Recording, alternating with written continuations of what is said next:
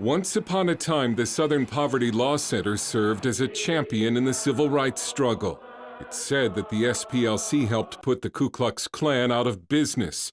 Klan membership used to be in the millions. Today, it's only a few thousand. But when you look at the SPLC's map of hate groups in America today, one would think America is consumed with hate. Or is it?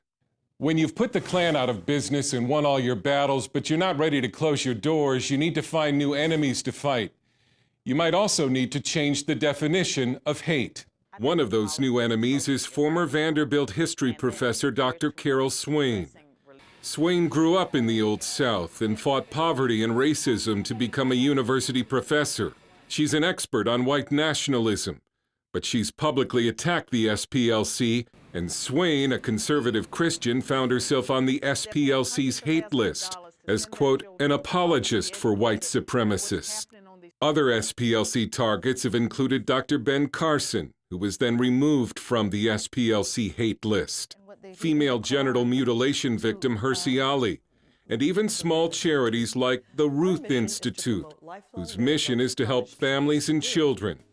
The Ruth Institute said, if this makes us a hate group, so be it.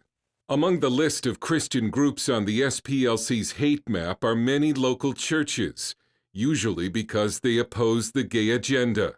It includes the Family Research Council. Executive Vice President General Jerry Boykin, when asked about it, doesn't pull any punches. Well, SPLC, first of all, you need to understand, is probably one of the most evil groups in America. They've become a money-making machine, and they've become an absolute Marxist, anarchist organization. Also on the list, the Christian legal group Alliance Defending Freedom. They did good work many years ago, but the SPLC lost its way a long time ago. Carrie Kupek at ADF dismissed the SPLC as a, quote, direct mail scam, but marvels at the SPLC's revenues with assets north of $300 million. I have never heard of a group with poverty in its name that has so much money. Apple, J.P. Morgan, and actor George Clooney are just a few who have given millions to the SPLC. There's so much money coming in that some of it's going into offshore investments. A red flag for some, but offshore investing is not uncommon among large nonprofits. What's more disturbing is what the SPLC's opponents say is a link to deadly violence against Christians and conservatives. On August 15, 2012, Floyd Lee Corkins stormed into the Family Research Council's Washington offices intending to kill. He wounded the building manager before he was stopped. A bullet hole still remains in this console.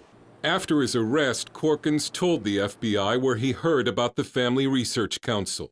So how did you, this building, this organization, how did you find it? Did you look it up online, or how did you know what the Southern Poverty Law lists anti-hate groups, just I found online. Okay. A little research on the website and stuff like that. Our people that come to work here every day come knowing that just based on reality and based on what happened here, they're taking a risk. James T. Hodgkinson, who shot House Majority Whip Steve Scalise and injured several others at a congressional softball practice this year, had liked the Southern Poverty Law Center's Facebook page. The SPLC later admitted, "We're aware that the SPLC was among hundreds of groups that the man identified as the shooter liked on Facebook. I want to be as clear as I can possibly be. The SPLC condemns all forms of violence. But after these attacks, some are asking the obvious question, does the Southern Poverty Law Center spread hate?" The SPLC did not respond to our invitation to be a part of this story and refute the claims made against it, but publicly remains unapologetic. The SPLC says their listing of Christian groups who oppose the LGBT agenda is completely unrelated to religion, Christianity, or the Bible. These groups are listed because they repeatedly lie in an effort to defame LGBT people. In 2007, SPLC spokesman Mark Potok, in this blurry video from a conference in Michigan, said, I want to say plainly that our aim in life is to destroy these groups, to completely destroy them. D. James Kennedy Ministries, also on the hate list, is suing the SPLC and the charitable arm of Amazon, Amazon Smile, for dropping it from its list of religious charities. The news media uses the SPLC's hate map in stories about racism and bigotry. CNN published the list under the headline, "Here are all the hate groups active in your area." 47 conservative groups and Senator James Langford have written the media demanding that it stop using the SPLC hate map as a source. SPLC has, first of all, no authority other than what they've given themselves to have a hate map or to list people or organizations as haters. But there's no sign the Southern Poverty Law Center is changing course. When the left supports it so strongly, much of the news media relies on it, and the donations keep rolling in. Dale Hurd, CBN News.